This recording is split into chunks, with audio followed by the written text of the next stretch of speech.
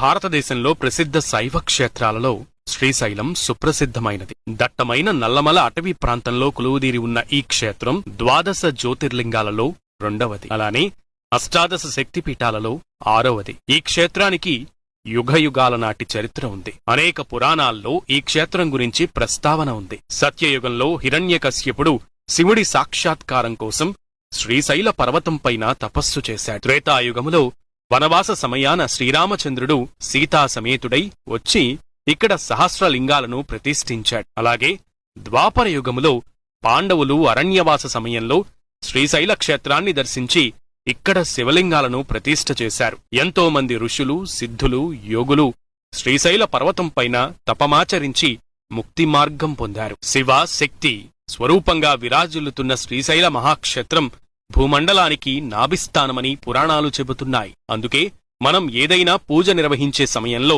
సంకల్పం చెప్పుకునేటప్పుడు శ్రీశైలాన్ని స్మరిస్తూ శ్రీశైలస్య ఈశాన్య ప్రదేశే శ్రీశైల ఉత్తర దిగ్భాగే అని తాము శ్రీశైల క్షేత్రానికి ఏ దిక్కున ఉండి పూజ చేస్తున్నారో వివరంగా సంకల్పంలో చెప్పుకుంటారు.